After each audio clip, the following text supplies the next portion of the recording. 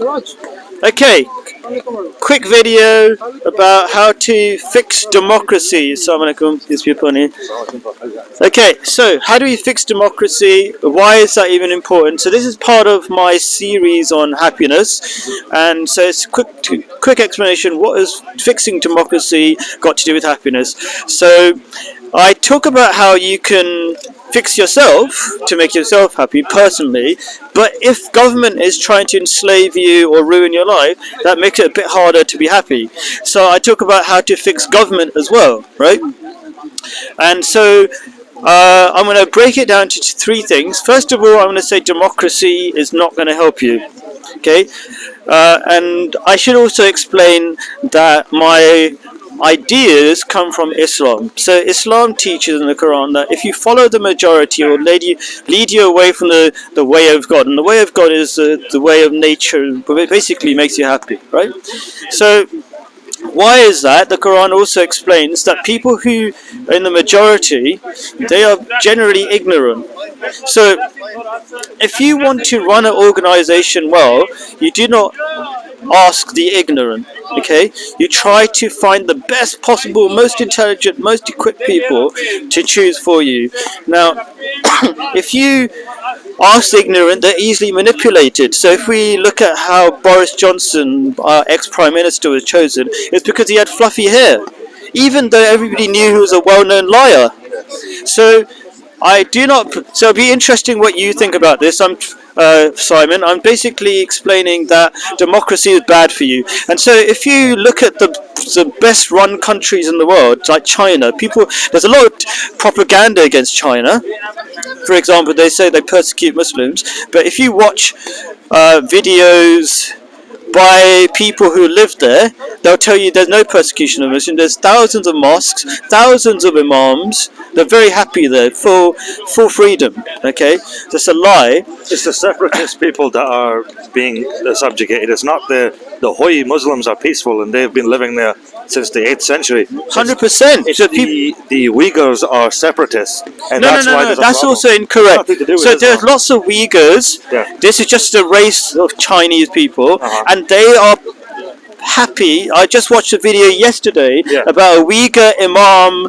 Muslim, and he's like doesn't understand what rubbish the West is churning out. Okay, so and there's loads of videos. I recommend if you want to find out the truth, first of all, don't go to the BBC. I remember when I was living in the Middle East, and I was living in Jordan, and I was listening to a BBC report.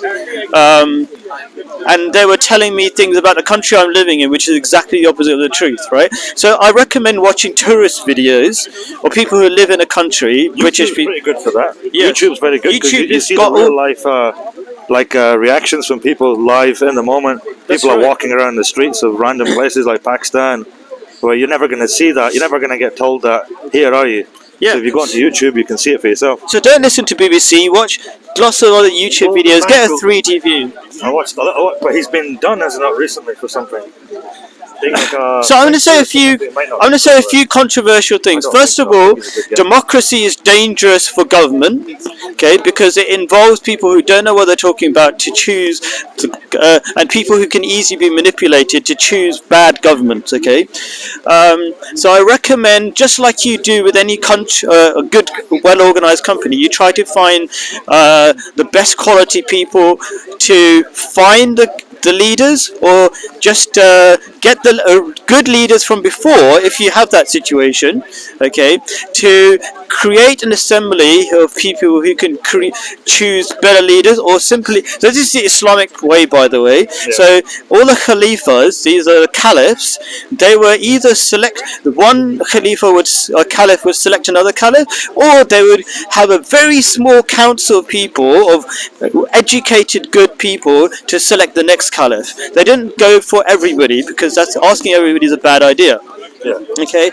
So but in this country, we split, like what you're saying, they split the politics into 2 or 3, which that's like the devil's work.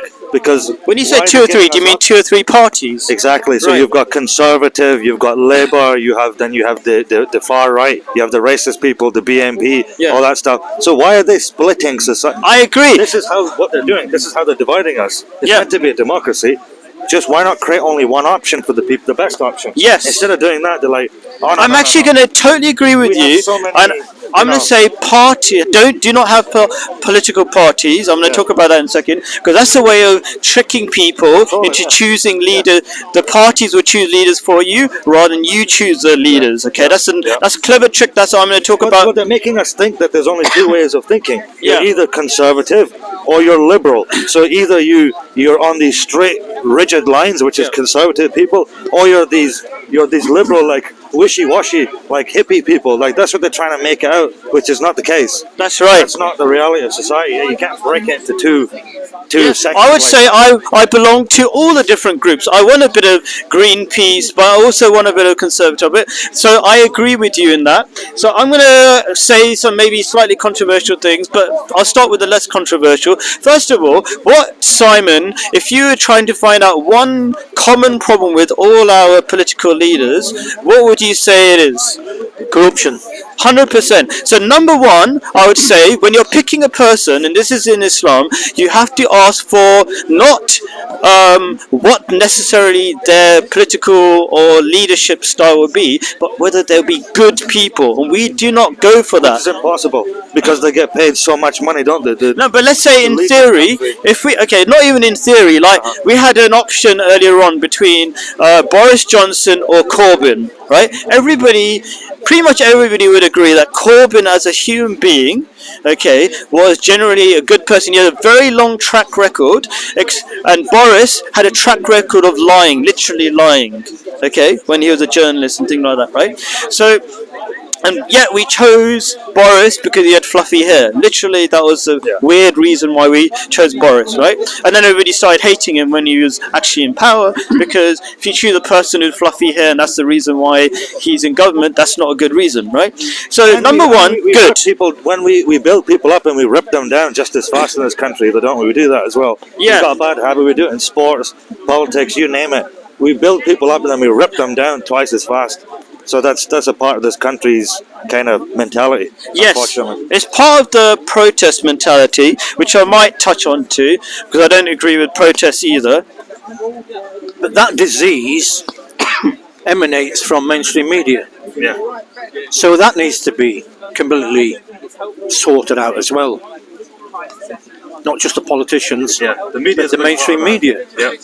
We would know none of this that's going on in the world, or supposedly what's going on in the world, if it wasn't for the mainstream media giving us a biased opinion. They're supposed to be the good people. That's how they started. That's what journalism was meant to be. It's meant to be an honest group that basically confronts the government, confronts the people who are in positions of power.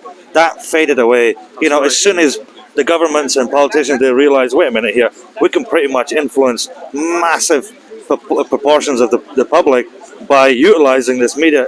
The second that happened, the second people like Rupert Murdoch came in and started controlling the newspapers, you've just got it's a globalist. It just changed to a globalist agenda, basically. The second the media was overrun by these people who run it now, that's what it changed into. Now everything's about globalization. Everything's about being a one. And this is the reason, and I want to see if you agree, because you feel like you're about to jump in, right? You need to have only educated people deciding who is the leader, because if you, like, some of us already know the manipulation that's going on, so it's harder to manipulate people who are educated. But if you're not educated, then it's easy to manipulate you, right? What do you think about that? Is it possible that normal, hard-working people can also make valuable decisions?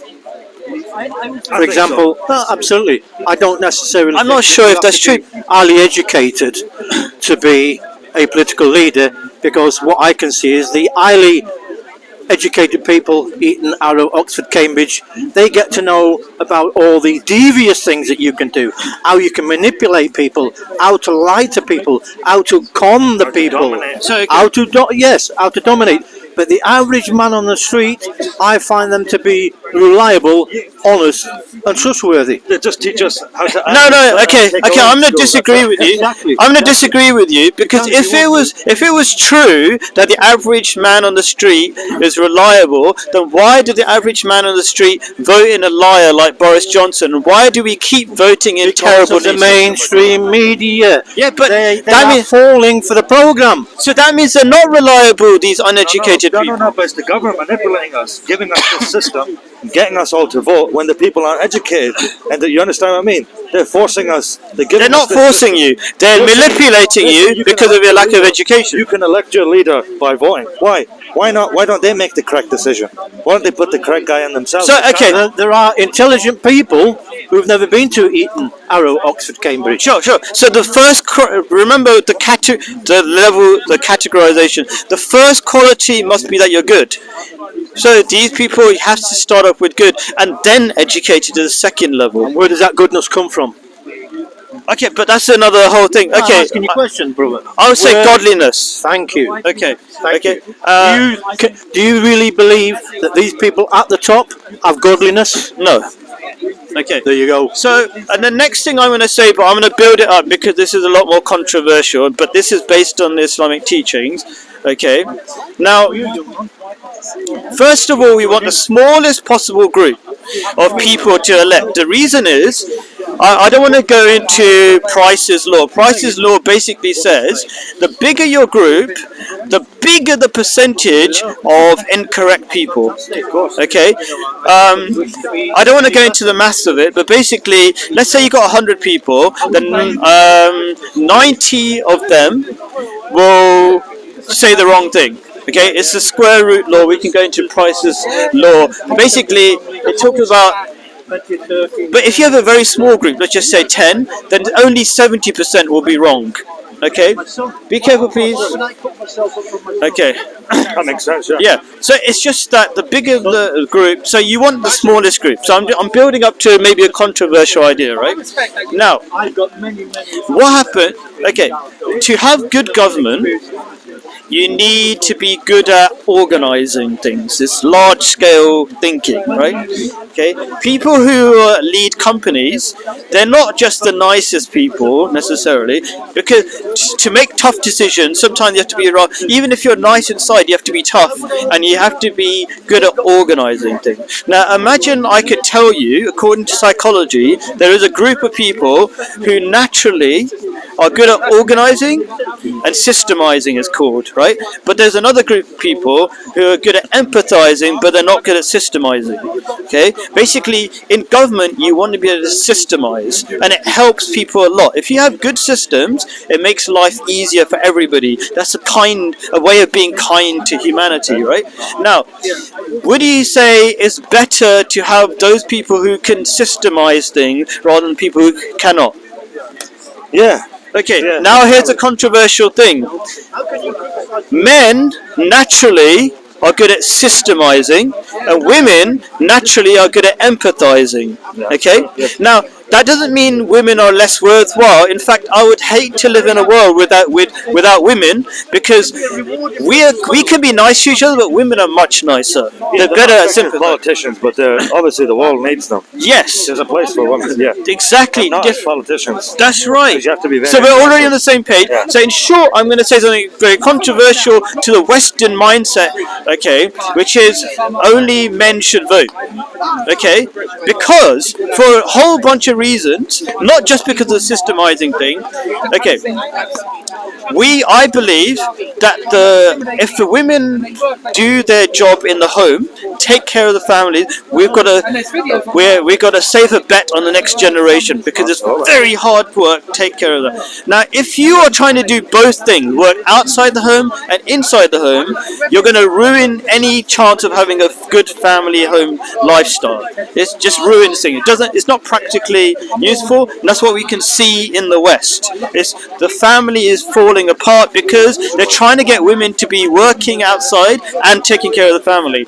So what I'm trying to get at is, if you really believe women should be at home, then you want to avoid getting them in situations when they're outside the home. Now, if you truly believe that women should not be working outside the home, then they should not be voting for people who are going to do jobs outside the work. You should not, if you're a woman, you should not vote if there's no possibility of you holding an office outside. Or you know what I mean? If you cannot be in the position that you're voting for, then you should be not voting for that position at all, right? It's not against women, it's just logical. Anyway, I'm just going to move on because I kind of don't want to make that the main point, because that's not really the main point. That's just a way of reducing the group to get the best possible group to, if you want some level of democracy. I don't really believe in that much democracy, but if you want some level of democracy, then that's the best way. Those three qualities. The number one quality, though, is that you should be a good person. Okay, because then you could, even if you don't know everything, you can ask people who know, are specialists in different areas, right, to help you lead the government, right?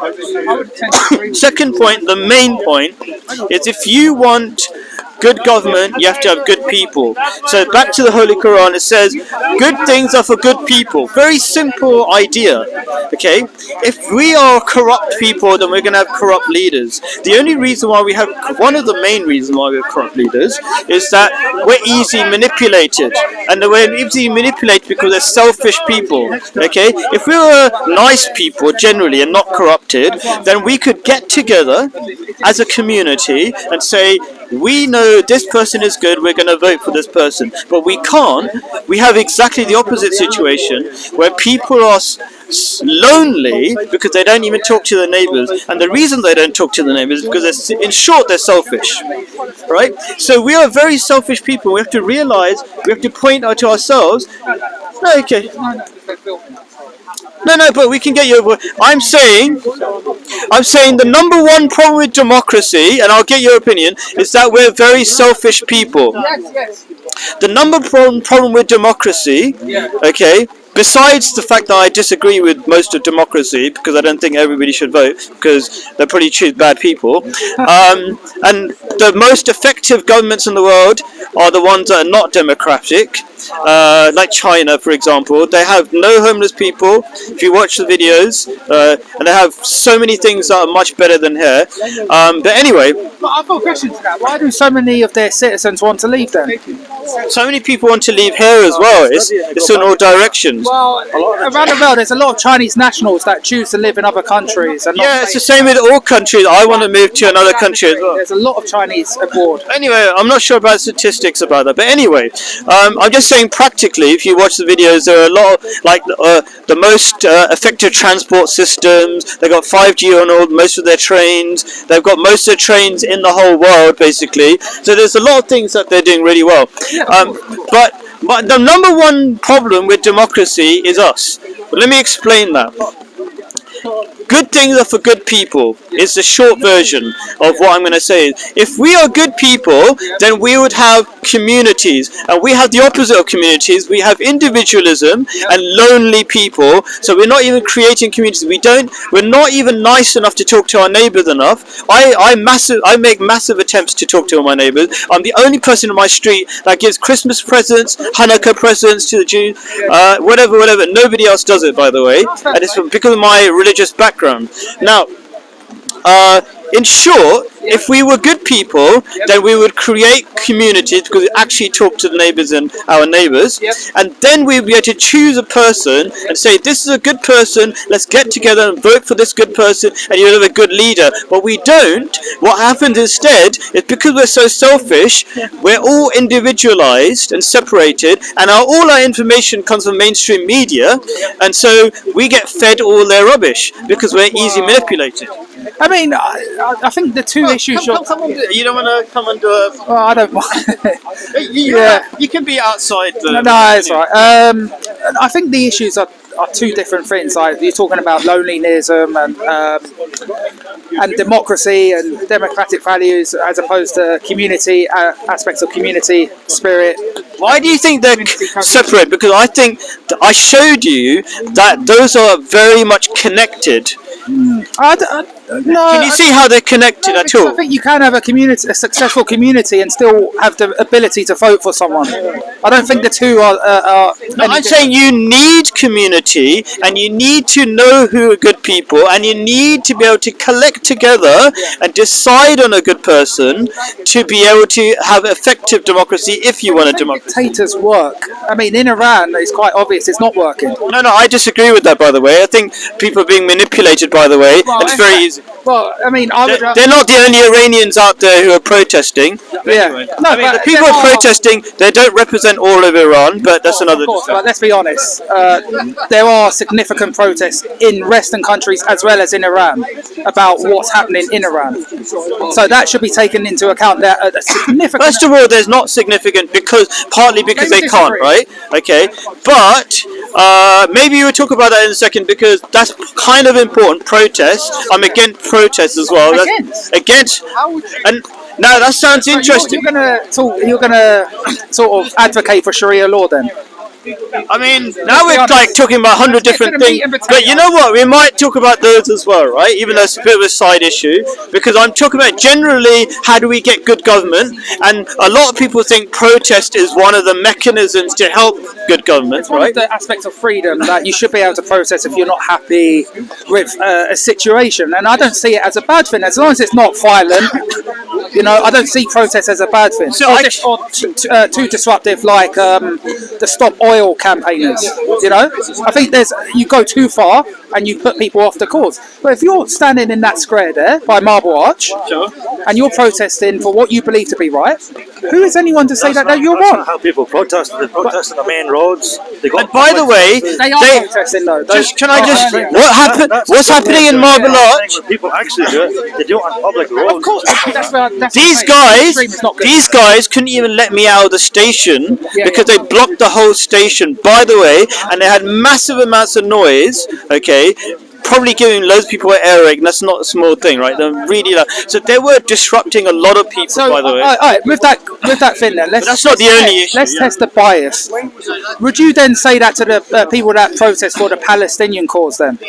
No, I don't agree with any protest. So you would say- I don't Okay, agree with the They Palestinian. don't do it in the correct way sometimes. Okay, fair enough. I think the Palestinians are harming themselves. There are lots of Arab Muslims who are in Israel, Palestine, whatever, and they are far more effective without the protest. Now, Okay, fair enough. I'm going to quickly go. You know, some people would disagree, In the but UK I respect you in for the that. UK, Okay. there's no point of protesting. I see it as stupid. Okay, I'll tell you the negative effects of. Since we're talking about protests, In Israel, where it matters. That I Do agree. it in East Jerusalem. Do it What's in the the point? country. I agree, but I do it, I yeah. don't think protesting in general is a bad thing, as long as it's done peacefully. But what it does is it makes it visible how different we are. That's not good because in this country, generally, Britain supports Israel. So it's not good that there's people saying It is fuck Israel, because what it does is it makes me and you enemies, doesn't it? It makes I it agree. visible. It's like, oh shit, I can see he's not one of me and I'm not one of him. That's so I'm not going to good. tell you the. I agree. Okay, so people. Okay, the reason why we believe in protest Yeah. is a part of an indoctrination. Okay, and you might say, what indoctrination, right? And the indoctrination is the issue of rights versus responsibilities. Now, we're very much interested in the freedom. I want to do this. I have the freedom to do that. I have the right to do this, right? But we have to think about the responsibility for making things better. Okay, now, first of all, I'll tell you, no protest, okay, has ever really effectively worked. So I'll give you, if you think about the biggest protest ever, do you know the biggest protest in London? Square. No, in London, what's the biggest protest? That was Oh, during the Iraq War. Right, Yeah. we still went into Iraq, had no effect at No, all. but at least I get it, but it was still a massive visual to say that the people were against the war. The whole of Europe was against No, it. no, I'll tell you why it was such a negative effect, okay? Because it made us realize, or made us think, that despite 1 or 2 million people, which is a massive percentage of the whole UK population, which is only 60 million, right? The whole UK, by the way, that they were completely ignored. So it makes you think, oh, we tried so hard to make a difference, but it didn't. Now, I'm not against telling government or making government listen to you, but there's more effective ways. Now, if you do, I'm against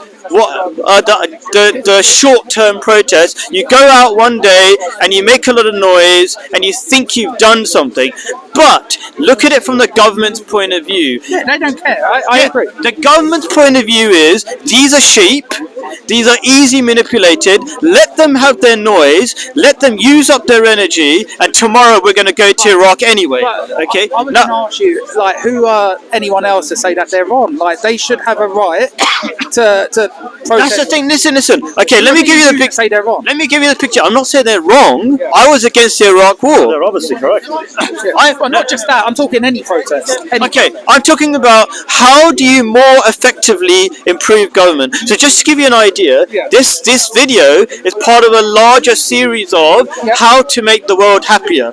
So there's one level is individually, and I think it's definitely going to happen, but it's a matter of 100 years, maybe less, whatever, right? Okay, but it's not about so I talk about personal happiness, but I talk about governmental or higher level happiness as well, system level happiness, right?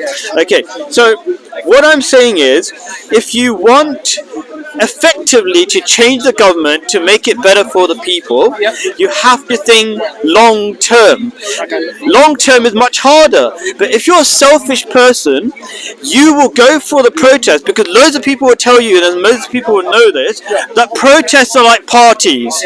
Even they're like, the level of my commitment to this country is one day go to central London and make a lot of noise. I absolutely desperately want a better world. So do you get it? So I care about responsibility, and responsibility is much harder than the right to vote for one day, and by exercising that right to vote for, to make a lot of noise in one day, people actually feel deflated because they're completely ignored. But if you took the long view and try to create a real community and change the world, and that's much harder, that will have the long-term effect of positive effect. But the thing is, right, I would somewhat agree, because I don't protest myself, right? So, I can be in agreement with you on that sense. But I would then look at the Ukrainians that were protesting a few months ago, and maybe even, recently, about what's happening to their country with Russia. If the Ukrainians are here and they can't get to Ukraine to protest, their only way of venting and trying to get their message across, even though it's not really, is to come to London and to show that we're not happy with this. I don't see that as a wrong thing. If you protest in a civilized manner, it's like they're trying to publicize the war as opposed to. But if you have family. And what can you do? Okay, listen. It's not the job of the Ukrainian government and the allied nations in the West to fight Russia and beat them or whatever they need to do. I don't know. No, but it's easier because we're dealing with Palestine, Israel. We're dealing with the Iraq war. We're dealing with Pakistan. Okay, in my view, we're making us British people. No, it's for them. It's not for us. It's for them. But why don't they not join NATO? Then Russia won't have a problem with them. I'm not talking about like the ins and outs of it. I'm just saying that the way the reason why I'm saying I'll tell you. Can I tell you the alternative? They don't need the UK. Yeah, that's right. Deal with it themselves. No, I agree. They want to be. Listen. I think. NATO, and then they want Russia to I'm saying from their point of view. I think all three of us agree. The world's most powerful military to be on Russia's doorstep. They want Russia to be okay with that. Yeah, I think. Let's say we roughly agree that maybe NATO shouldn't be causing trouble. Let's just say we agree on that roughly, right? Yeah. Okay. Stay away from What Russia. could the Ukrainians do?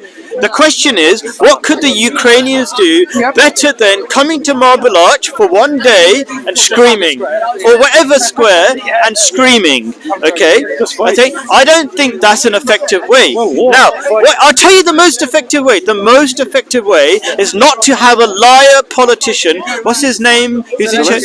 Zelensky. Who's just an actor. Okay, and he's taking money from the British government to get weapons to continue continue a war so that his own people die That's where it's and coming get from. brutalized. That's where it's coming from, When, the money. of Qatar, course. Qatar. The British are using Qatari money to help the Ukrainians. Okay, let's just And say the whatever. Ukrainians, The point they is, turn around, they hate- could. Yeah. They hate the Arab If world. they had better people, they would have a better Let's be honest, government. we're not debating the ins and outs of the war. We're debating Yeah, the I'm saying process. the best way is to have a better leader. And how could you get a better leader? Look, I don't think screaming in London is going to make any difference because the people who are weaponizing the Ukrainians to be suicidal, okay, are the British government. So there's no point screaming to the British government. No, but They're the ones who are the troublemakers. I don't see it as a problem if some Ukrainians and whatever nationals go to a place and peacefully protest. That's the crux of the argument, and I don't have a problem with it. The crux of my argument is that you're going to be deflated and you're going to feel hopeless because you're going to do your protest. It's going to make no difference, and you will think you're powerless. And I want people to realize they are powerful in the long term if you make the right choices. Moral support is important. You know, if you're a Ukrainian, I can give moral support without screaming and shouting. No, but if you're a Ukrainian and you go to this protest and you see thousands of people protesting, and you've got family in the Ukraine, and you video these people in London saying, look, the people are with us, you know? You can have that sort of moral support to family back home to say, look how many people are supporting our cause. You know, this is wrong. I don't see, look, as long as people are protesting peacefully, I don't see an issue with it. Fine. Okay, would you agree that you could loads of people could make YouTube videos and say we're with you, Ukraine, even though we don't agree? I don't know. I could make a video like that. I don't agree with the British way of doing it, giving you weapons and killing you, basically. But basically, I support you. There's many ways of doing it. It doesn't have to be screaming and shouting at one person or the other, especially if you don't know the real solution. Anyway, so I kind of just generally agree, and I try to make these videos short, so I'm just going to go to the last bit of it, and I'll say, when it comes to choosing effective governments, don't choose political parties, because political parties are a way of sidestepping democracy. For example, I choose the Conservative Party, but imagine, and then the Conservative Party chooses Boris Johnson, a well-known liar, for example, right? Okay. Which politician's not a liar, though? Yeah. So what I mean to say is, in short, choose an individual to lead government and let that individual do the rest of the work.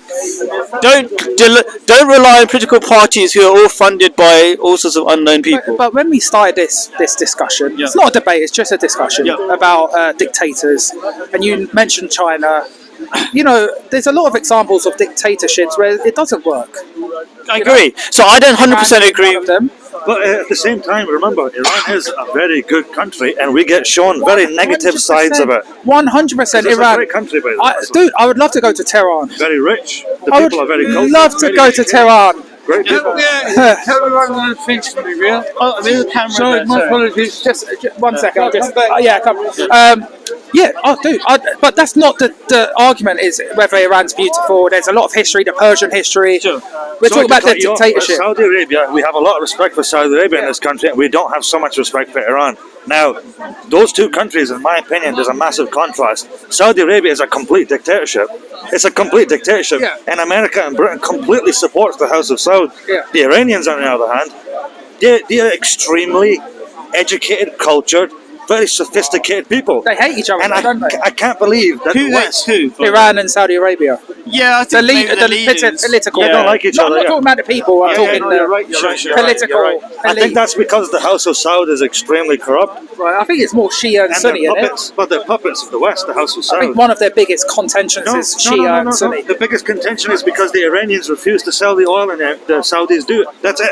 Yeah. That's why the West hates Iran. I've not looked into it enough to know, but my argument is that I don't really care about dictatorships around the world. It's up to them, right? I care about my country here and my country of my parents, right? But what am I going to say? Where are your parents? Are your parents English? No.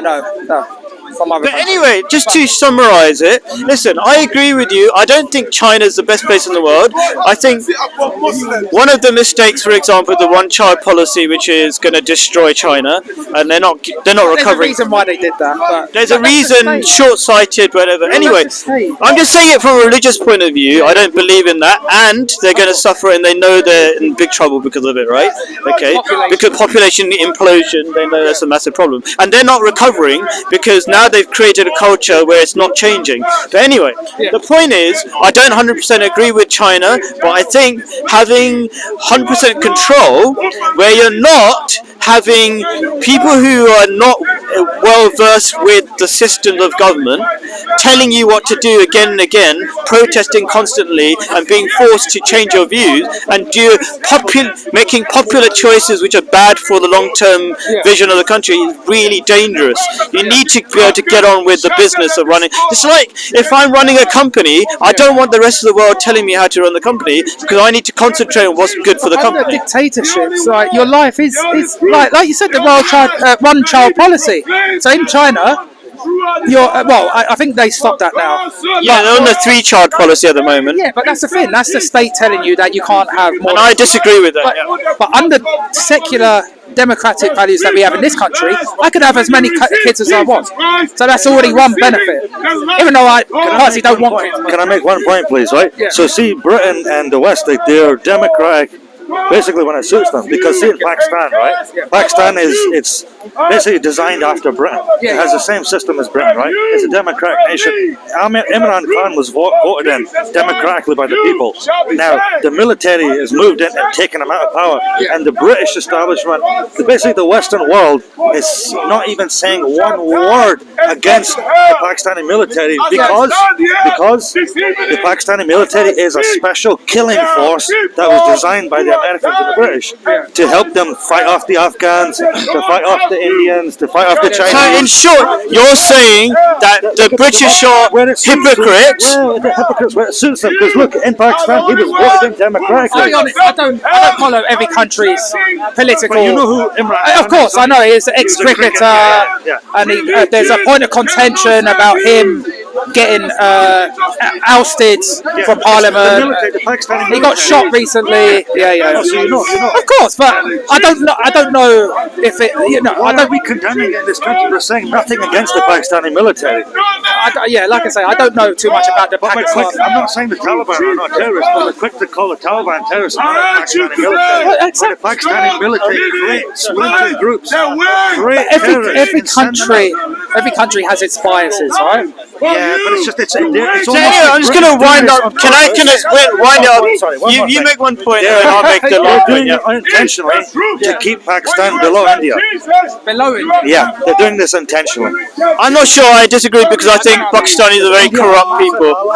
Huge, the largest democracy in the world. It's a huge ally to Israel, to America, to Britain. But aren't they supporting Russia? So isn't there? That's only because they want to choose where they're buying their oil from. That doesn't mean they're supporting Russia. I don't know. Okay, like cool. I say, I don't know. Anyway, They're supporting Russia by buying oil. I don't They have follow no world choice. politics all that much. So I don't know. I just want to wind up by saying, okay, there's a whole bunch of different ideas. It's just sharing some ideas. I've actually been in I've lived under a dictatorship in Jordan, and I really enjoyed it because you don't. If you dare talk about the king, they're going to kick the crap out of you. And the point is, you have such a strict regime that there's no crime, and that's why old ladies are in the parks and there's no crime. Basically, you feel free and you're relaxed in those countries. Anyway, that's how I feel. Thank you very much for taking part. I lived in Jordan for a few years, but I'm a British born. Yeah, I can tell by the Born bred. But Petra, that looks pretty nice. Yeah, I actually like the people more than Petra's cool. But if you come, tell me, I'll show you around. I want to see what's that 7th wonder of the world? Yeah, it's Petra. But I don't want to talk about Jordan, although I love Jordan. But yeah, I'll talk. Okay.